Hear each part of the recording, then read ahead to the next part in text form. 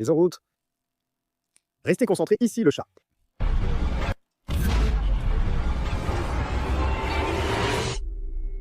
Et il ne nous reste qu'environ 20 minutes. Merde. Bon, commençons par les oiseaux. Combien d'oiseaux pourrait-il y avoir? Oh non, celui-ci d'abord. Pourquoi pas? La fauvette des Seychelles a évolué autour de... Attends, comportement coopératif? Certains oiseaux coopèrent de façon altruiste, mais cela impliquerait... La vie sur Terre a probablement commencé avec une sorte de soupe il y a au moins 3,5 milliards d'années. Pas comme ça. Et ça n'a aucun sens pour moi. Je peux tout comprendre à propos de... Pas tout, mais je comprends le processus de l'évolution de la vie après l'apparition des premiers organismes, ou des organismes multicellulaires. Mais avant ça, j'ai du mal à comprendre comment les choses sont passées du néant à la vie, avec l'action de Dieu. Je n'aime pas employer l'argument du Dieu des lacunes, que je ne considère d'ailleurs pas comme un vrai argument. Je cherche donc une explication claire, on en a une avec les chaînes d'acides ribonucléiques, et ce qui aurait pu se passer de façon spéculative. Même ainsi, il est difficile de comprendre comment des particules non vivantes deviendraient vivantes. Soupe hydrothermale épicée à base d'azote et de phosphore. Dieu a littéralement tout créé. Qui est-ce qui a créé Dieu? Premièrement, c'est la seule chose que je n'aime pas dans les débats. Aussi, je veux préciser qu'il s'agit d'un stream philosophique. Donc si je remets en question l'une de vos croyances religieuses ou autres, ne le prenez pas comme une attaque personnelle. Je ne vous attaque pas. Je vais simplement jouer l'avocat du diable pour votre façon de penser. Ou alors je pourrais être en désaccord avec vous, l'un ou l'autre. Quand on demande qui a créé Dieu après avoir entendu qu'il a tout créé, on répond souvent que Dieu a toujours existé, donc la question serait illogique. Mais ensuite, quand vous avancez l'argument que l'univers aurait pu toujours exister, la contre-argumentation est « ça n'a aucun sens. Quelque chose a dû le créer. » Mais ensuite, voilà, quand ils disent « d'accord, alors qu'est-ce qu'il a créé? Dieu. » Qu'est-ce qui a créé Dieu? Dieu a toujours existé et existera toujours. Ce n'est pas illogique, contrairement à l'idée que l'univers ait toujours existé, qu'il est. Dire qu'un créateur a créé l'univers, c'est un raisonnement logique, non? Parce que nous avons été créés par des choses qui nous ont précédés. Donc il en découle simplement que quelque chose qui a été créé a aussi été créé par quelque chose que quelque chose a créé. Et à un moment donné, il doit forcément y avoir une fin, non? Donc, il faut toujours dire que l'univers a toujours existé ou existera toujours, ou il faut dire que Dieu a toujours existé ou existera toujours. Il fallait à un moment un point de départ clair dans votre esprit, comme un point A ou aucun point de départ. Comme Dieu n'a pas eu de point de départ, ou l'univers n'a pas eu de point de départ. Dans la Bible, il est dit que Dieu est l'oméga et l'alpha, le commencement et la fin. Dieu est l'alpha et l'oméga.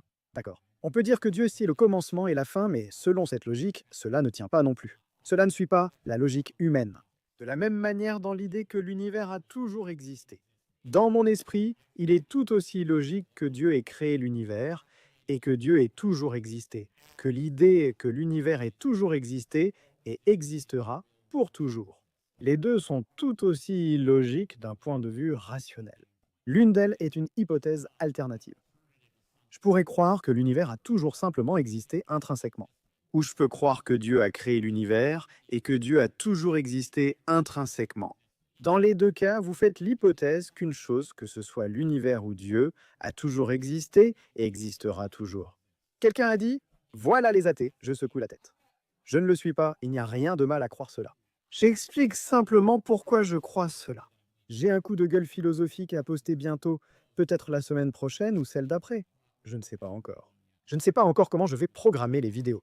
Mais croire en Dieu et en la création de l'univers par Dieu n'est pas illogique selon moi. Je dis que croire ça, ou croire que l'univers a toujours existé, ce sont deux choses qui demandent un certain niveau de foi et un manque de compréhension, au point où tu dois juste croire l'un ou l'autre, et tu y crois simplement parce que tu y crois. Est-ce que ça a du sens? Je sais que je parle beaucoup, mais j'essaie d'exprimer mes pensées clairement. Et de l'amour, c'est vraiment bon. Tu pourrais le goûter. Tu ne devrais probablement pas le goûter, mais quelqu'un est en train de le goûter. On va l'appeler Jérémie. Tu ne peux pas te baser sur la logique humaine quand tu réfléchis à la création ou à l'existence de la vie universelle elle-même. Pourquoi? Tu ne peux pas te baser sur cette logique humaine, et c'est vrai.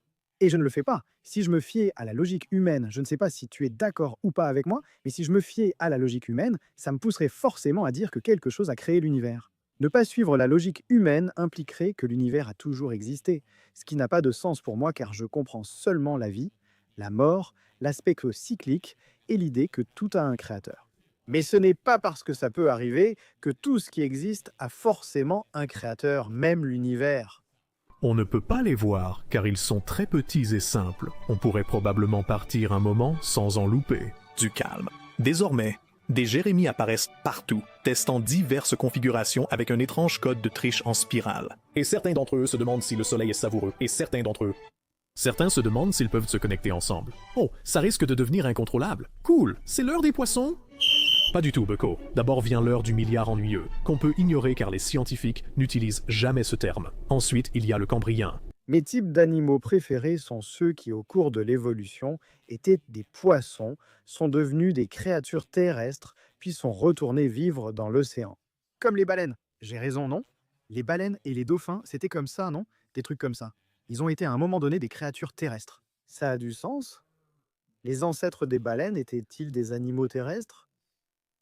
Oui, les premiers cétacés étaient amphibies, issus d'ancêtres terrestres. Ce sont des artiodactyles proches des cerfs. Voici à quoi ressemblaient les baleines autrefois, leurs ancêtres étaient ainsi. Comme des créatures étranges, différentes. C'est pareil pour nous. Si tu regardes sur l'évolution des ancêtres humains, toi, moi, on remonte sûrement à avant l'humain. Comme quoi, quel est notre ancêtre mammifère de l'époque des dinosaures, s'il a peur? C'est mieux comme question pour Google. Oui, c'est nous. Techniquement, cette créature est ton arrière, arrière, arrière, arrière, arrière, arrière, arrière, quelque chose tout au bout de la lignée, grand-père. Tu es relié à ça. Non, tu ne l'es pas. Eh bien, si tu crois en l'évolution, tu l'es. Si tu ne crois pas en l'évolution, tu ne l'es pas. Mais ce n'est pas lui. Yo, ce n'est pas mon daron. Je sais que ce n'est pas lui. Mais comment il le prouve? ADN, truc d'ascendance, histoire de l'os, archéologie. Je peux te le chercher sur Google si tu veux. Je ne connais pas la réponse exacte. Comment sait-on de quels animaux on descend? Comparer l'ADN de deux espèces et conclure à une parenté en raison d'une forte similarité est en réalité inexact. Cela prouve qu'elles ont toutes deux évolué à partir d'un ancêtre commun si leur ADN est très proche. Désolé, attendez. D'accord, l'altruisme réciproque a été documenté chez certaines espèces d'oiseaux. Les oisillons de la chouette effraie donnent de la nourriture à leurs frères et sœurs affamés. Les fauvettes des Seychelles élèvent leurs petits en coopération. Même si ce n'est pas concluant, beaucoup d'animaux semblent manifester des comportements assimilables à la gentillesse. Si tant d'espèces ont développé ça, la gentillesse serait-elle un simple moyen de survie? Puis arrive la période cambrienne. Les jérémies se sont organisés en organismes multicellulaires remarquables. Oh mon Dieu, c'est quoi ça? J'adore la façon dont il passe de réflexions philosophiques complètement aléatoires aux poissons et tout ça. Une augmentation de l'oxygène? Ça sonnait pas terrible. Tu vois ce que je veux dire? Oh mon Dieu, c'était tellement idiot. C'est la chose la plus bête que j'ai jamais dite. Cela a conduit à une explosion de nouvelles formes corporelles. Et dans leur excitation, tout le monde est devenu un peu bizarre avec ça. Les prédateurs sont maintenant à la mode, donc la plupart des espèces ont besoin d'un moyen de se défendre, comme être rapide, ondulant, Ou j'ai dit, et vous comprenez, et tout ça, et tout. ou une bouchée lente et peu appétissante de coquilles. Hé, quelle idée! Prenez leurs cousins, les limules. Faisons toujours ça, sans changer, et ils sont sincères. Oui, c'est fou que les limules n'aient pratiquement pas évolué depuis genre 1 milliard, plus d'1 milliard d'années. Si l'on regarde 400 millions d'années auparavant, alors que les baleines ont rapidement évolué, les limules, elles, sont restées presque inchangées, rendant chaque rencontre entre les deux un peu bizarre. Et tu penses évoluer un de ces jours ou...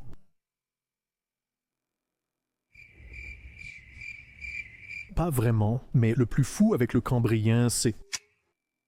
Ok, attends une minute. Si la gentillesse n'est qu'une stratégie issue de la sélection naturelle, cela n'implique-t-il pas que nous agissons bien uniquement pour en tirer un avantage, comme transmettre nos gènes ou obtenir une faveur? Eh bien, c'est ce qu'Ayn Rand et beaucoup de philosophes essaient de défendre.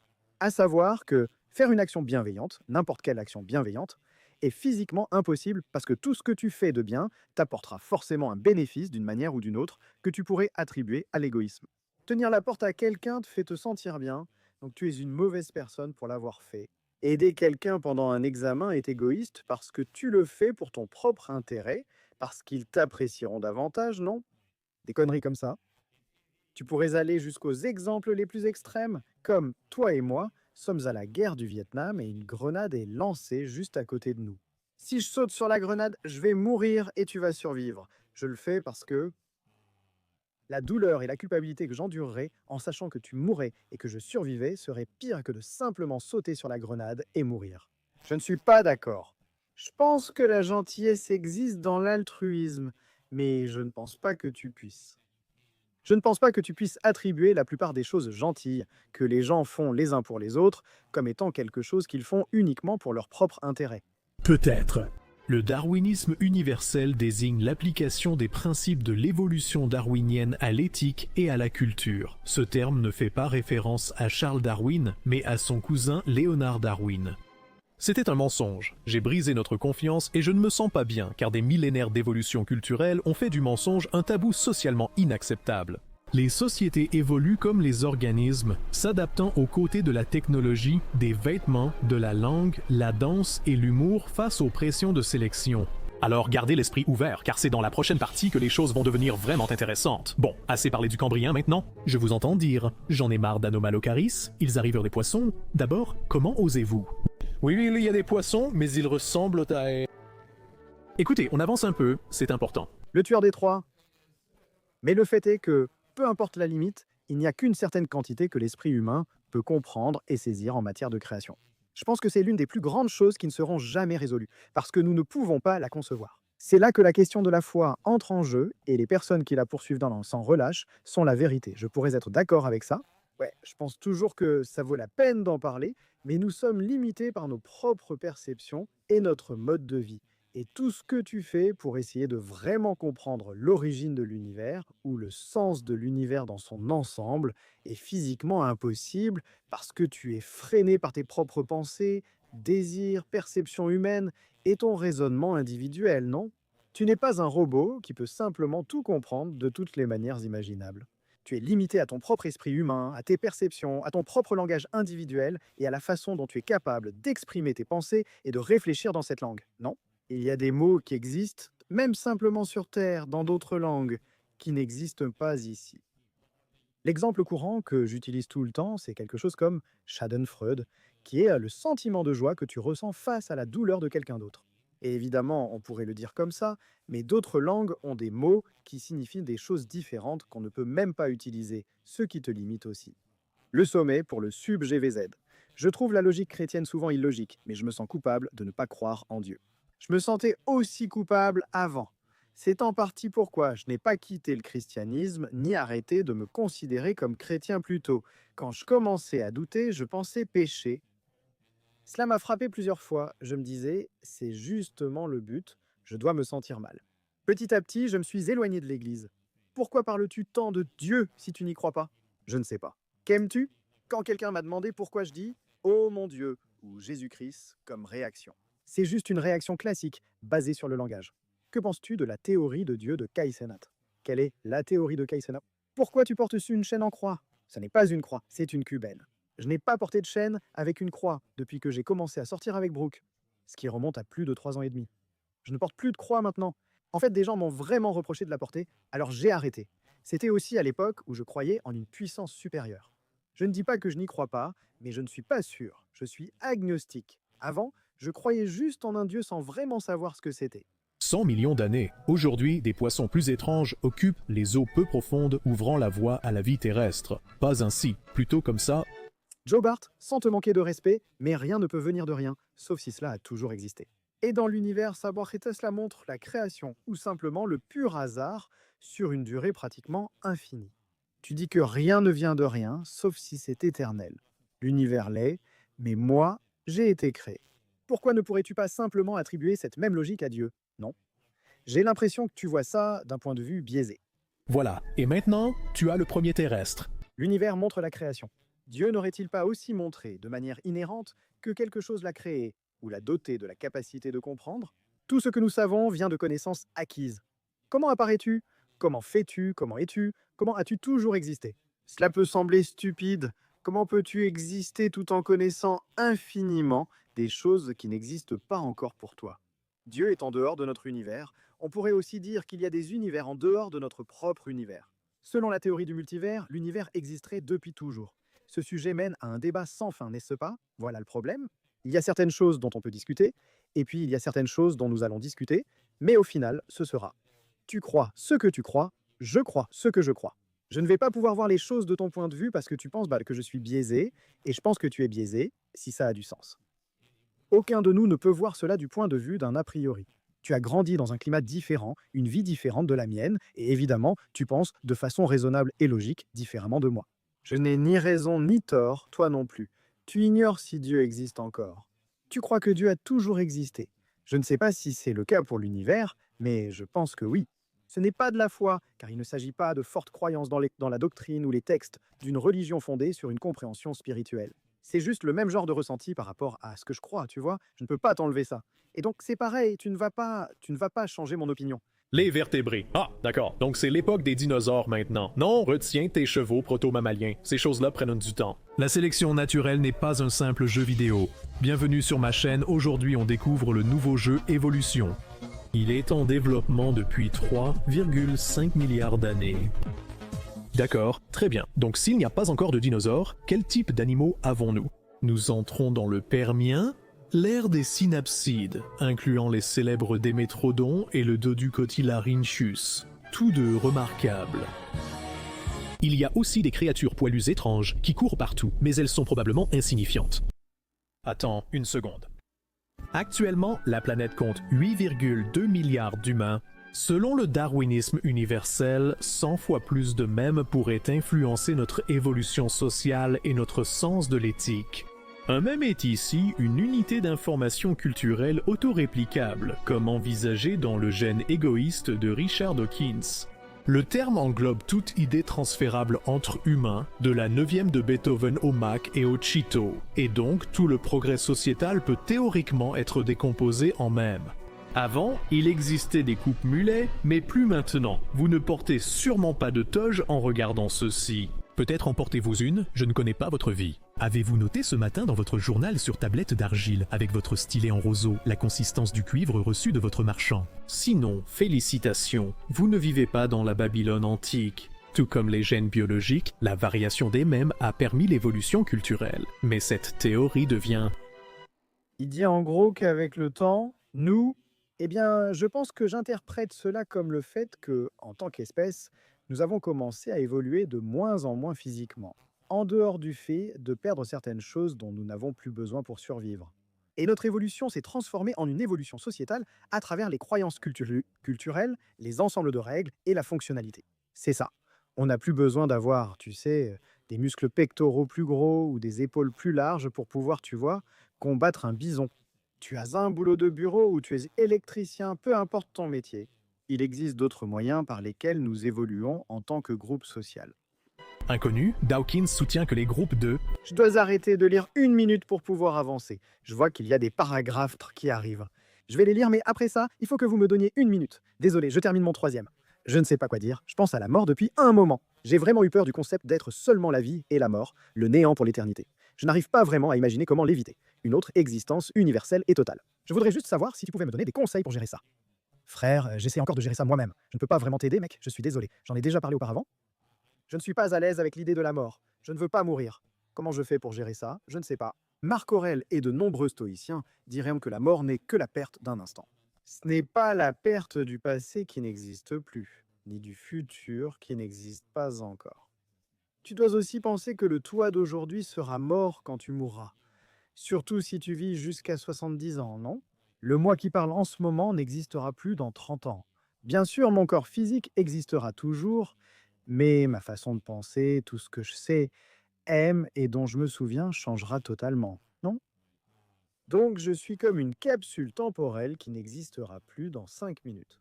Et à chaque instant, ton cerveau va changer. Les mèmes qui collaborent renforcent la confiance. Je les ai bloqués. Des idées humaines complexes, comme les langues, les traditions, des virus mentaux qui se propagent de façon contagieuse d'une personne à l'autre. Attends, n'est-ce pas un peu trop farfelu? Le voyage commence à peine. Parce qu'on ne peut pas parler de l'évolution d'absolument tout sans parler de pourquoi tu ne veux pas changer. Je m'aime comme je suis. Y a-t-il quelque chose chez moi que tu n'aimes pas? Non, ce n'est pas ce que je voulais dire. Ce n'est pas parce que je n'ai jamais été un cheval raton poilu que je comprends. Désolé. C'est juste que... On dirait que 2 vidéos se mélangent. Je suis assez confus. Tu ne comprendrais pas. Après l'extinction du Permien, le Trias commence. La plupart des espèces semblent comprendre qu'il faut cesser d'être farfelus. Les dinosaures domineront et occuperont toutes les niches pendant des centaines de millions d'années. Grands ou petits, manger des feuilles, s'amuser. Ces créatures valèrent l'attente. Je ne vois rien qui pourrait jamais gâcher ça, alors je vais aller chercher du lait. Tu peux surveiller les dinosaures pendant mon absence? D'accord, merci.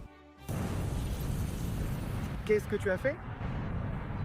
Eh bien, c'est un problème. Yo, mais on a survécu à cette merde, les gens. On a survécu à cette merde. Ce météore a anéanti ces enfoirés. On vivait dans des trous. Maintenant, ces rongeurs anxieux vont dominer la planète. Je n'ose imaginer quelle société ils auraient. Le foyer humain moyen contient au moins un parasite. Penicillis parasitis, ou le crayon, est une espèce qui utilise sa capacité à créer des marques pour attirer des hôtes sans méfiance, les encourageant à faciliter sa survie et sa reproduction continue. C'est une façon théoriquement valable de définir les crayons selon la théorie des mèmes autoréplicatifs de Dawkins. Mais cela semble étrange, non, peut-être? Oui, comme si un crayon avait une conscience et voulait vivre. Étonnamment, l'évolution des mèmes telle que l'a décrit Dawkins est une idée quelque peu controversée, qualifiée même de métaphore dénuée de sens qui attribue une capacité d'action injustifiée à l'inanimé. Je reconnais qu'il est exagéré de réduire tout changement culturel à de simples unités.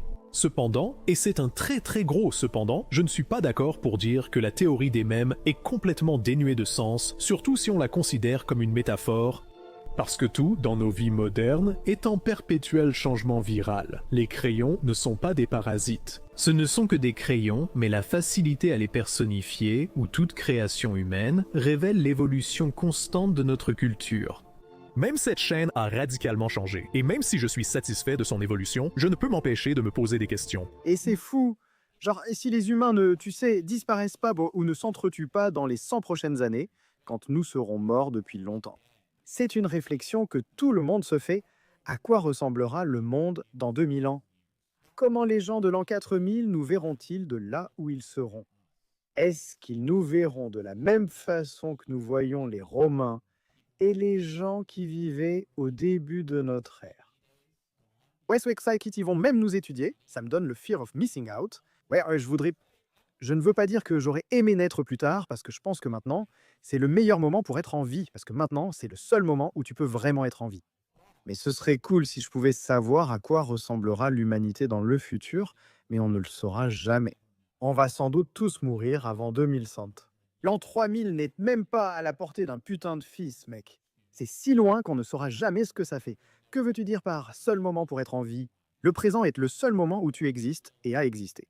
Chaque ancêtre que tu as eu et chaque chose qui a existé avant toi ont en quelque sorte abouti à ton existence à cet instant précis. Les chances que tu existes sont tellement incroyablement faibles que chaque organisme avant toi a dû avoir une relation sexuelle à ce moment précis avec exactement la personne qu'il fallait pour que ce spermatozoïde précis atteigne l'ovule, ce qui créerait une autre personne qui devait rencontrer exactement la bonne personne pour que cette personne existe et créer une autre personne qui t'a créé, tu vois? La chaîne est infinie et devient de plus en plus improbable. Ce n'est pas juste une question de rencontre entre ta mère et ton père. C'est que la mère de ta mère devait rencontrer le père de ta mère, et la mère de ton père devait rencontrer le père de ton père, mais ensuite, leurs parents respectifs devaient aussi se rencontrer. Et ainsi de suite, et ils devaient tous concevoir exactement au moment même où ils l'ont fait. Parce que tu as 2 parents, 4 grands-parents, 8 arrière-grands-parents, 16 arrière-arrière-grands-parents, 32 arrière-arrière-arrière-grands-parents, et ainsi de suite à l'infini. Les lignées familiales. Au point que les chances que tu sois en vie en ce moment sont tellement faibles, et c'est en fait la seule fois où tu pourrais physiquement exister dans cet univers. Peut-être pas dans le multivers, mais dans cet univers, maintenant est la seule fois où tu existeras jamais. Alors ne sois pas triste de ne pas avoir été en vie il y a des années, ou de ne pas être encore en vie et de vouloir vivre dans le futur, parce que maintenant, c'est la seule fois où tu existeras jamais. Je pourrais finir par changer. Bienvenue encore, Nation des Gamers, dans l'épisode 800 002 de mon évolution. Pas forcément. Pourquoi, ornithorynque? Jouons. Si tu trouves que les années passent vite, rappelle-toi qu'à la fin de cette vidéo, un t-shirt est à gagner par tirage au sort. Le soleil se couche sur les dinosaures, laissant place aux Cénozoïques. Bien que la vie ait connu un coup dur, les mammifères démarrent fort, avec des nouveaux venus impressionnants. Nous avons ces gars-là. Oh, les mammouths sont là aussi maintenant. C'est bien. On a aussi quelques géants disparus pour faire bonne mesure. D'accord, ça marche. Maintenant, la moitié a disparu. Que s'est-il passé? Eh bien, certains singes sans griffes pointues réalisent qu'ils peuvent fabriquer des bâtons pointus à la place et planter ces bâtons dans d'autres animaux, puis faire cuire ces animaux pour débloquer le bonus nutritionnel supplémentaire, ce qui signifie que leurs cerveaux peuvent devenir plus sophistiqués et qu'ils peuvent mieux coopérer. Ils ont littéralement attaqué la chaîne alimentaire comme lors d'une extinction massive. Mais ce n'est pas grave, parce qu'ils font aussi de l'art, de la culture et des mèmes, même s'ils ne sont pas encore très doués et même... Et j'adore. Je l'ai déjà dit, J'adore regarder les anciennes peintures rupestres où ils ont commencé à peindre.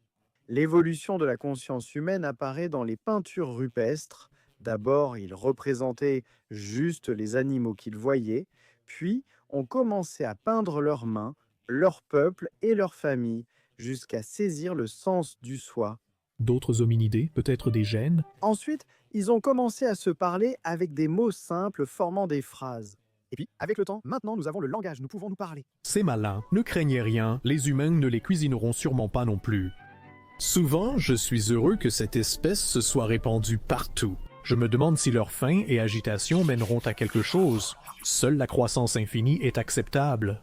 C'est sûrement l'éthique principale du XXe et XXIe siècle. Le même Dawkinsian le plus viral de notre époque, si tu veux.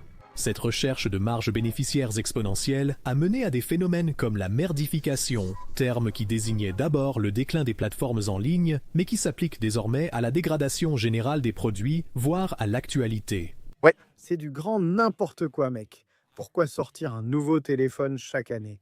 C'est comme si la concurrence entre les gens poussait le progrès, mais c'est aussi super chiant en tant que consommateur de devoir supporter toutes les nouveautés qui sortent. Parfois c'est bien, mais souvent avec la technologie, tu achètes un nouveau téléphone et 6 mois après, ouais, il y en a déjà un meilleur. C'est comme, mais pourquoi je dépense autant? Et en plus, ils font payer le prix fort parce que c'est un nouveau modèle, même si ça a déjà 2 ans. Et au final, bah, tu gaspilles de l'argent pour quelque chose qui, 1 an plus tard, ne vaut plus rien, tu vois. Tout devient plus cher. Tu jettes l'ancien, gardes ton téléphone. Je dis toujours, c'est hors sujet. À quelle fréquence vous achetez un nouveau téléphone? Genre combien d'années entre chaque? Je dirais, hé Mike, arrête. Je dirais environ 4 à 6 ans. Acheter un nouveau téléphone. Tu crois que les hommes des cavernes, à l'époque où ils découvraient des choses, mangeaient des bébés? Ouais, probablement 1 ou 2 fois. C'est sûr que c'est arrivé. Ce que j'essaye de dire, c'est que l'humain ne pourra jamais tout comprendre sur l'univers parce qu'il est tellement complexe. C'est pour que les humains puissent concevoir. Donc, en mettant de côté la logique et l'éthique humaine. Bob pour 3 points. Tu crois en l'au-delà? Si oui, à quoi tu penses que ça ressemblerait? Moi, je n'y crois pas. Trashy pour 3 points. Pense à la création de l'univers. Nous sommes faits d'atomes. Et l'analogie humaine fonctionne, sauf que la matière ne peut être créée ni détruite. Dire que l'univers a besoin d'un créateur parce que la vie en aurait besoin n'est pas un bon argument. J'espère que c'est clair.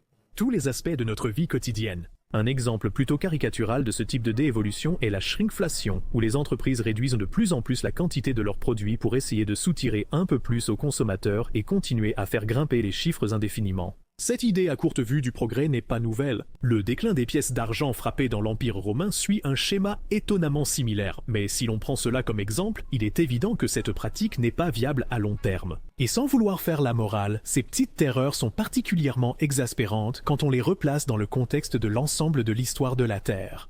Des milliards d'années d'évolution et de survie à de multiples extinctions pour que des idiots t'empêchent d'acheter un paquet de chips normal. Est-ce vraiment le point final de l'évolution biologique et sociale, l'aboutissement de la longue trajectoire de la vie? On pourrait espérer qu'il y aurait juste un tout petit peu plus de place pour la compassion ou au minimum, j'aimerais comprendre.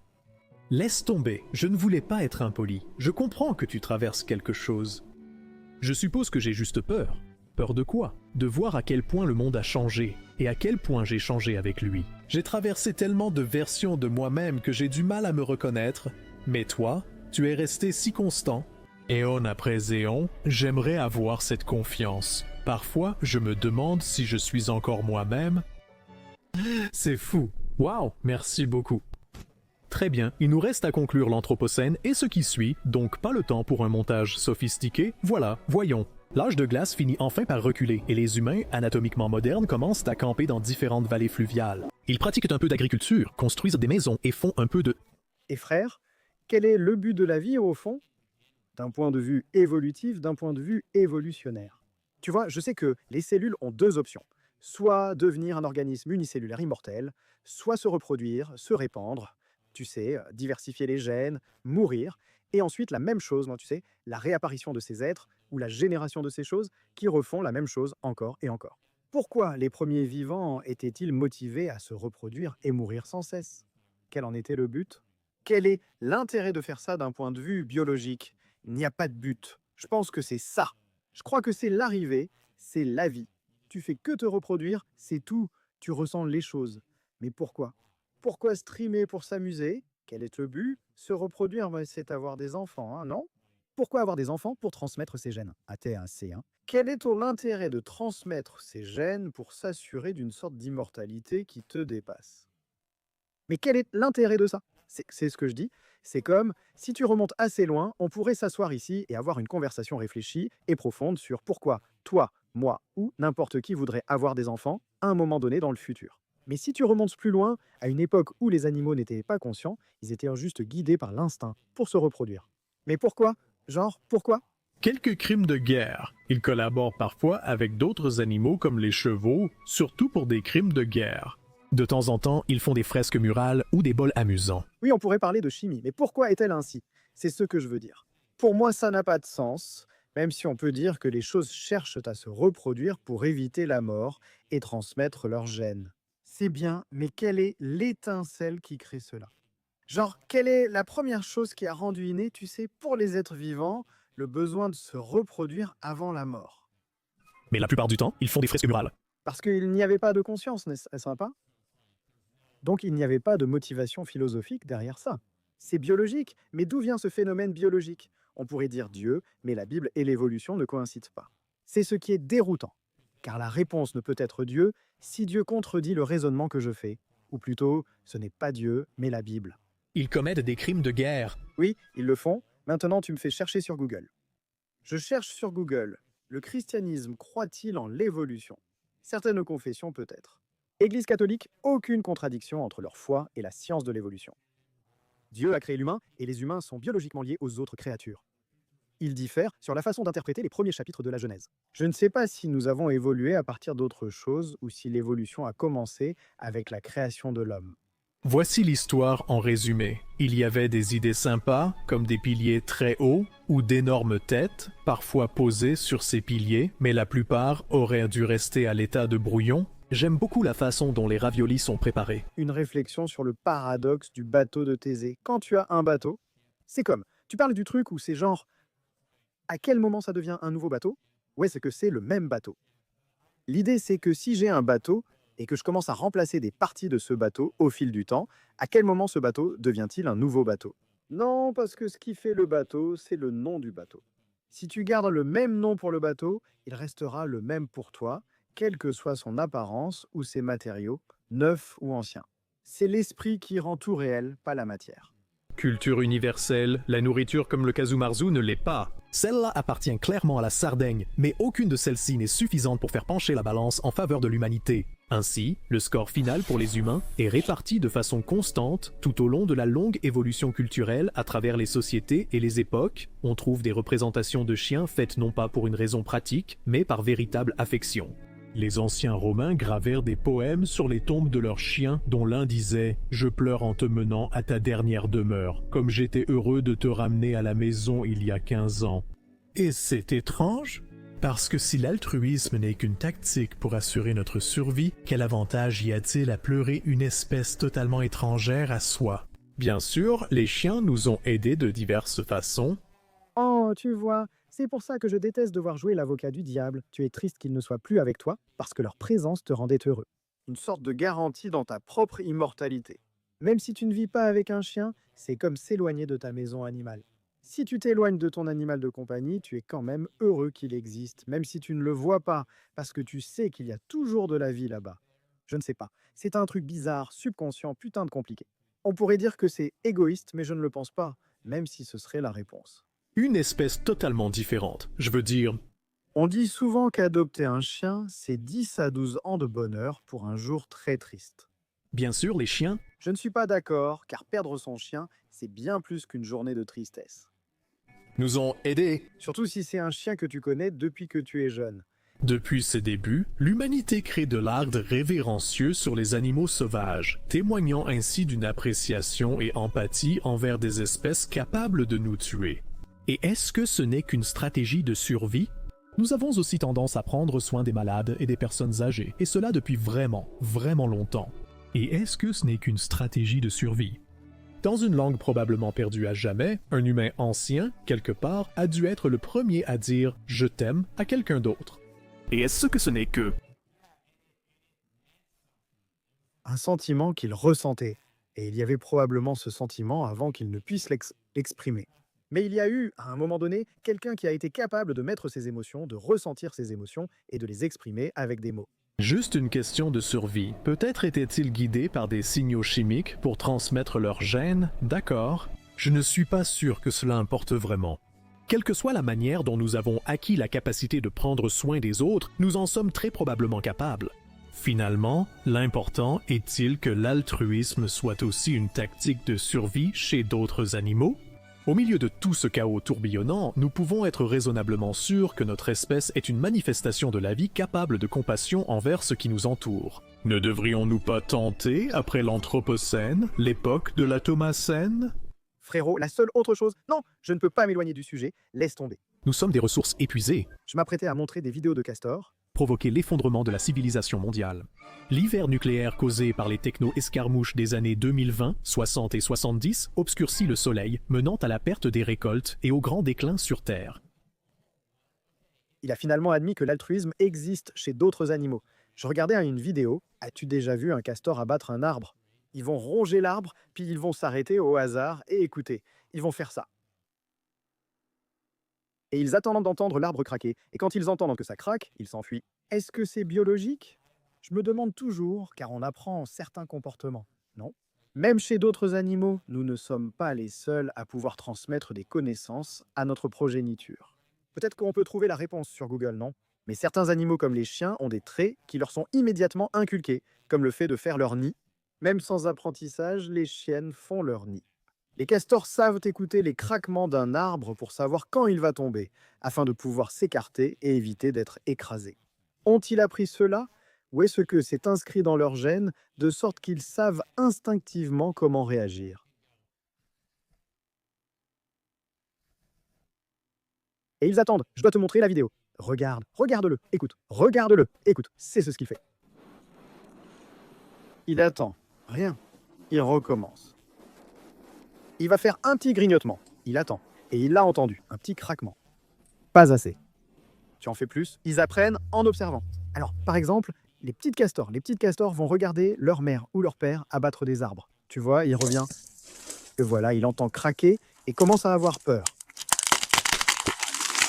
Ernest. Les vestiges de l'humanité se réfugient sous le parc national de Mammoth Cave et découvrent accidentellement le grand monde souterrain en dessous. Suit la scène du Malhomme, où les anciens habitants récupèrent la surface dévastée et l'humanité devient leur marionnette sur des millions de générations. Puis la scène de Cthulhu arrive, ce qui est assez clair. Mais une fois que le dernier grand nécromancien des dieux extérieurs est enfin renversé, avec l'aide du peuple céphalopode et de leur compréhension de l'engagement communautaire, la civilisation peut enfin renaître.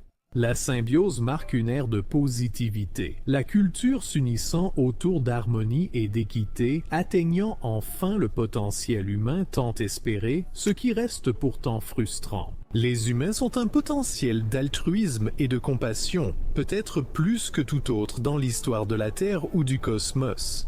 Nous avons aussi le pouvoir unique de choisir consciemment de ne pas agir. Et demander à un tigre de ne pas attaquer des civils innocents n'est pas raisonnable, mais c'est tout à fait normal de le demander à une personne. Un lion pourrait te manger les reins, mais il ne te refuserait jamais un traitement de survie. Les lions ne feraient jamais ça. La méchanceté humaine est unique, car la plupart d'entre nous sont plus avisés. Alors que nous spéculons sur l'avenir de tout, je dirais que certains tiennent vraiment à éviter que tout dérape, tandis que d'autres sont plus... On ne dit jamais qu'un lion est mauvais parce qu'il tue, mais si une personne tue, elle est considérée comme mauvaise. Et non tente de soutirer de l'argent aux gens juste avant l'Armageddon. Une chose que j'ai peut-être passée sous silence, c'est que l'évolution n'est pas un mécanisme d'amélioration linéaire. Évoluer, c'est changer plus que progresser, et les expériences de la nature échouent tout le temps. La question est donc, comment finira notre chapitre de l'histoire de la vie? Pourrons-nous dire que ces milliards d'années de lutte valèrent la peine? Ou tout cela disparaîtra-t-il dans l'insignifiance? Maintenant, vous pouvez avoir exactement la même coupe de cheveux encore et encore. Bienvenue dans l'épisode 8,2 milliards. Si mon éclairage a l'air étrange, c'est parce que le soleil s'est transformé en naine rouge et sera bientôt éteint comme une bougie éphémère dans l'obscurité infinie. N'oubliez pas d'appuyer sur j'aime. La fauvette des Seychelles est un oiseau brun verdâtre intermédiaire. Mon Dieu, on revient à cette connerie. C'était au début de la vidéo, ça n'avait aucun sens. Entre 13 et 14 cm. Il a un sourcil pâle devant l'œil et vit principalement dans les broussailles. Mais je pense que ce que je préfère chez la fauvette des Seychelles, c'est son chant. C'est ce petit sifflement mélodieux. Et ce que j'aime le plus, c'est que cela me rappelle que mes oreilles, qui sont complètement différentes de celles d'un oiseau, peuvent entendre leur chant et réfléchir. J'adore ça mon pote, ce salaud chante vraiment. C'est comme un rappel que mes oreilles, qui sont complètement différentes de celles d'un oiseau, Genre qu'est-ce qu'ils se disent entre eux, hein? j'entends leur chant et je me dis « Waouh, magnifique !» Je me demande parfois si d'autres animaux peuvent apprécier les chants d'oiseaux. Ce n'est pas complètement farfelu. Des preuves montrent que les ours aiment les paysages naturels, car ils reviennent souvent à des points de vue pittoresques, comme les humains. Juste s'asseoir et contempler la création sans autre raison apparente que le fait que ce soit agréable à regarder. Peut-être que d'autres espèces négligées peuvent aussi percevoir la beauté. C'est presque impossible à prouver, mais j'aimerais le croire parce que, écoute, ce que je voulais dire, c'est que c'est fou d'avoir peur de ne plus être toi-même. Quoi? Bien sûr que tu es toujours toi. Et alors si tu as évolué, et alors si tu as changé, il y a toujours du changement. L'incertitude est la seule constante de l'univers. Honnêtement, je ne sais pas où tout cela nous mènera. Dans 400 millions d'années de plus, peut-être que je devrais enfin changer un peu, ou peut-être que je serai éteint, je ne sais pas. Mais ce que je sais, c'est que tant que j'aurai le privilège d'exister, je vais profiter de chaque instant, et tu devrais en faire autant. Quoi qu'il arrive, tu resteras toi-même. Et toi-même, tu es quelqu'un qui compte énormément pour moi, et qui l'a toujours été. Voilà. Je te remercie de l'avoir dit. Je t'aime. Je t'aime aussi. La baleine et cette putain de limule. Notre monde en constante évolution pourrait être qualifié, avec bienveillance, de dynamique et plus justement de chaotique. L'Organisation des Nations Unies vient encore d'échouer à adopter un traité sur la pollution plastique, et plus de 280 médias ont couvert l'événement. Avec gratitude, le sponsor d'aujourd'hui, Ground News. Bon, pas avec le sponsor, mais mec, les gens font ce genre de truc parce que... Et ça revient à ce que je disais. Je ne sais plus si c'était pendant ce live ou un autre. Tu vas arriver à un carrefour dans ta vie où tu devras choisir entre prendre de l'argent ou vivre ta vie. Et si tu choisis l'option de l'argent, tu vas devoir mettre de côté beaucoup de choses de la vie auxquelles tu pourrais prétendre. Tu deviens robotique en dirigeant des entreprises, non? Comme si tu étais uniquement concentré sur les profits et sur la production, tu sais, d'un rapport d'investisseur satisfaisant et d'avoir de bons résultats trimestriels, au point que tu ne te soucies plus de savoir si, par exemple, cela va détruire la Terre et nous affecter. Les informations m'ont aidé à analyser ces données. Ground News est un site web. Comment vis-tu sans gagner d'argent? Je ne dis pas que ce choix implique que tu ne vas pas gagner d'argent. Je dis qu'il y a beaucoup de métiers dans lesquels tu peux t'engager où tu devras renoncer à la vie de famille. Tu n'auras pas de petite amie, tu n'auras pas d'amis, tu seras constamment en déplacement. Tu seras seul, tu seras coincé dans un hôtel. Aller à une réunion, parler à plein de gens et tout va devenir monotone, non? Et tu finiras par t'en foutre parce que tout ce que tu fais, c'est travailler, dormir, te réveiller, travailler, dormir, te réveiller et refaire ça encore et encore. C'est ça. Et c'est de savoir si tu estimes que ça vaut le coup d'avoir cette somme d'argent, de ne pas avoir de vie pendant 10 à 20 ans, et ensuite de pouvoir enfin prendre ta retraite plus jeune ou faire ce que tu veux, ou bien si tu vas juste prendre, tu sais, un boulot classique dans ta région et pouvoir vraiment vivre et avoir une sorte de vie personnelle. Certaines carrières offrent les deux selon le chemin choisi. C'est pourquoi le monde du travail devient plus complexe une fois dedans. Je suis dans une situation différente car je fais des réseaux sociaux, mais ma copine et la plupart de mes amis doivent aussi gérer ça. Je préférerais être riche. On dit ça jusqu'à ce qu'on fasse ce qu'il faut en moyenne pour le devenir. Nomme une application qui aide à organiser les médias modernes en fournissant une vue rapide de leur orientation politique. Pourquoi est-ce que je regarde une pub en ce moment? C'est ça, le reste de la vidéo? Tu as aimé cette entrée, s'il te plaît? Bref,